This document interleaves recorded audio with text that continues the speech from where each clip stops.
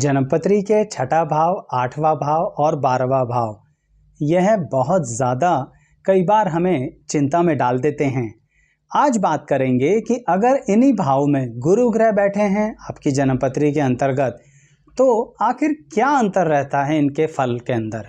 अर्थात अगर गुरु छठे में बैठे हैं या आठवें में बैठे हैं या 12वें में बैठे हैं, तो बहुत महत्वपूर्ण तौर पर किस तरह से अलग प्रभाव डालते हैं इन भाव में अलग अलग बैठने के कारण। यानी सभी भाव क्या गलत हो सकते हैं या कुछ अच्छाई भी हो सकती है उनके अंदर। आज इसी विषय में विस्तृत जानकारी दूंगा दर्शकों। वीडियो आखिरी तक जरूर देखिएगा। और अगर आप देखना चाहते हैं कि राशि में बैठे हुए ग्रह क्या फल देते हैं या फिर उपायों से संबंधित वीडियो भी देखना चाहते हैं, तो हमारे चैनल को सब्सक्राइब कीजिए। वीडियो की प्लेलिस्ट मिलेगी और लिंक भी डिस्क्रिप्शन बॉक्स में दिया जाएगा। आइए इस वीडियो की शुरुआत करते हैं।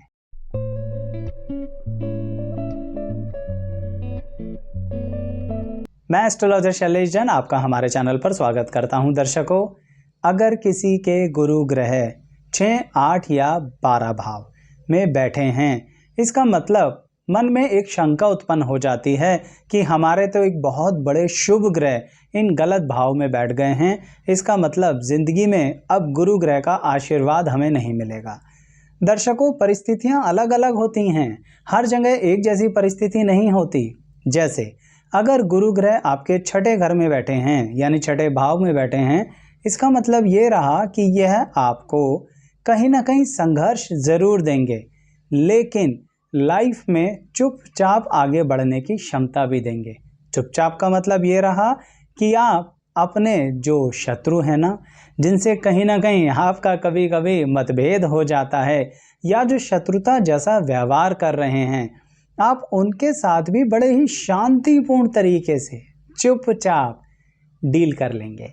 उस डील का ये फायदा होगा दर्शकों कि आपके शत्रु बिना लड़े ही हार भी सकते हैं। लेकिन छठे घर के अंदर कई बार लोग सोचते हैं कि आचार्य जी ज़रूर बीमारी बहुत ज़्यादा होगी।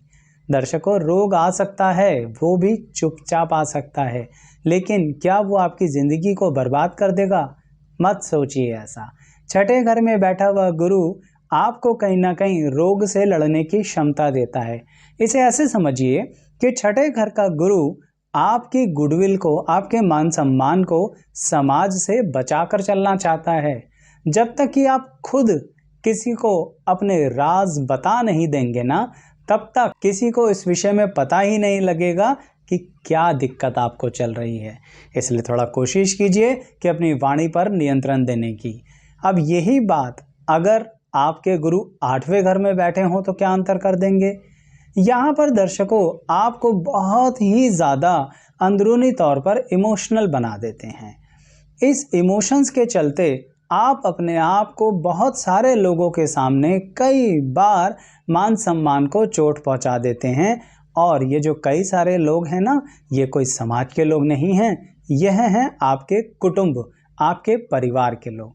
यानी छठे घर में गुरु बैठे हैं तो इसका मतलब ये रहा कि आप अपने शत्रुओं से बिना लड़े ही जीत जाओगे। लेकिन अगर 8वें घर में गुरु बैठे हैं तो एक बार तो आपके परिवार और कुटुंब के लोग जीवन में आप पर भारी पड़ेंगे।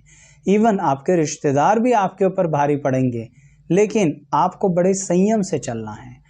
8वां घर का गुरु आपसे ये कहता है कि आप अगर चुपचाप चलते रहे, उस समय को बिताते रहे, जिसे हम कहते हैं कि अपनी संयम शक्ति के, अपने आत्मबल के अनुसार एक समाधि की अवस्था में चले जाएं और जिसे जो बोलना है वो बोलता रहे, उस समय प्रतिशोध की ज्वाला को रोकना है। जैसे हम कई बार कहते हैं ना कि गुस्से को बढ़ाना नहीं, गुस्से को पालना सीखो। तो अगर आपने अपने इस क्रोध को, प्रतिशोध को पाल लिया, तो एक समय ऐसा आएगा कि आप अपने शत्रुओं को अपनी आंखों के सामने हारते देखोगे। और बड़े मज़े की बात, आप नहीं हरा रहे, स्थितियां ही ऐसी बन जाएंगी, क्योंकि कुदरत ने एक आशीर्वाद दिया है आपको 8वें घर के गुरु के कारण, और वह ये है कि अगर आप प्रतिशोध नहीं लेंगे तो समय प्रतिशोध लेगा। इसलिए बोला आपसे कि उस समय झेलना पड़ेगा। मैं जानता हूँ जब झेलना पड़ता है तो बहुत परेशानी होती है और उसी समय मन में ऐसी परिस्थितियाँ आती हैं कि क्या ये ज़िंदगी का कष्ट कभी कम होगा। इसलिए 8वें घर के गुरु को लेकर लोग बड़ी सारी गलत धारणाएं बना लेते हैं। कई बार विद्यार्थी जीवन में ऐसी दिक्कतें आती हैं 8वें घर के गुरु के कारण कि आपको पढ़ाई शुरू करने में भी दिक्कत आती है, और अगर अच्छी डिग्री में एडमिशन हो गया तो उसे पूरा करने में भी दिक्कत आती है ना। बड़ी विचित्र सी बात। यानी गुरु ग्रह ज्ञान का सागर हैं, पर वो हमारी पढ़ाई में इतनी दिक्कत क्यों पैदा कर रहे हैं? क्योंकि दर्शकों, वो आपके नॉलेज की लेवल को आपकी क्वालिफिकेशन से भी ज़्यादा कर देना चाहते हैं। इसीलिए कई बार जब आपके करीबी, बहुत ज़्यादा करीबी व्यक्ति आपको धोखा दें, क्यों दें?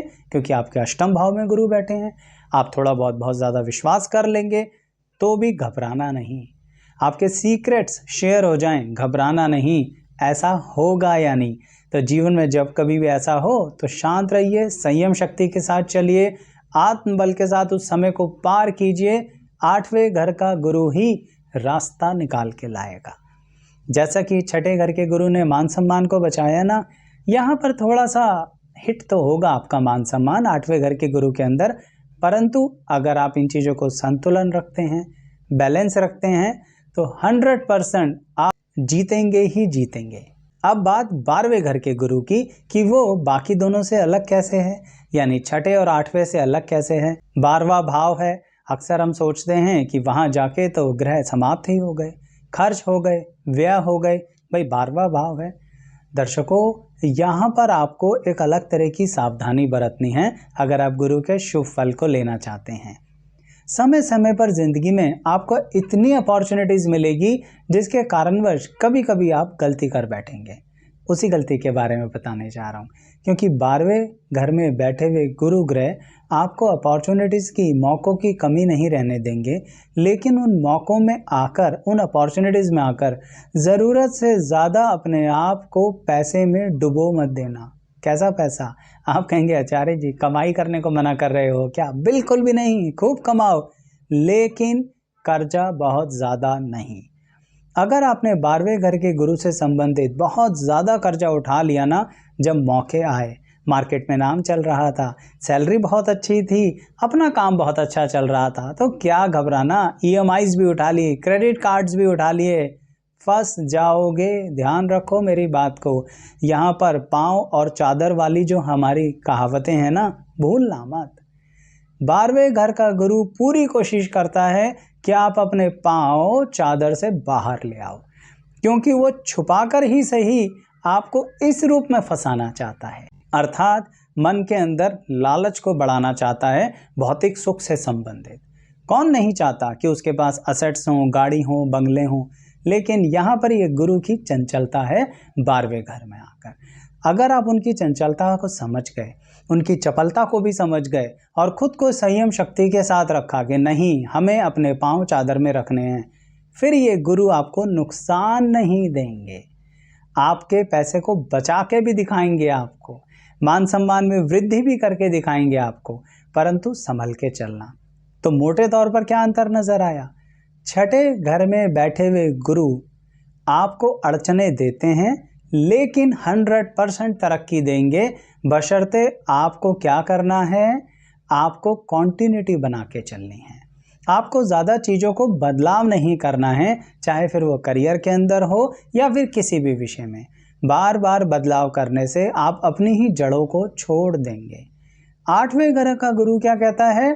चलते रहना है और यहाँ पर जवाब नहीं देना, प्रतिशोध खुद नहीं लेना, बदल कर बोलना, पलट कर जवाब देना यहाँ पर गलत है, तो थोड़ा सा चुप रहना है। 12वें घर का गुरु क्या कहता है? पैसे के मामले में हाथ ढीला नहीं करना, अगर किया तो खुद ही फंस जाओगे अपनी बचाई हुई कमाई के बावजूद भी। तो इसीलिए इस तरह से 6, 8, 12 में बैठकर गुरु अलग अलग प्रभाव दे रहे हैं। दर्शकों, ये वीडियो तो इस रुचि से बनाई कि सामान्य ज्ञान तो मिले कम से कम। फिर भी अगर आप चाहते हैं कि सभी ग्रहों के बारे में 6, 8, 12 से संबंधित बताइए, तो कमेंट तो करना पड़ेगा ना। आप कमेंट करेंगे, हम 100% वीडियो बनाएंगे और बहुत विस्तार से। लेकिन आप शंकाएं भी लिख के भेजिए कि किस तरह की शंका मन में आती है अगर कोई ग्रह 6, 8 या 12 या अन्य किसी भाव में है। हम पूरी कोशिश करेंगे वो शंकाएं आपकी वीडियो के ज़रिए दूर करने की। ये वीडियो पसंद आई तो लाइक, शेयर, सब्सक्राइब ज़रूर कीजिएगा। Thank you so much.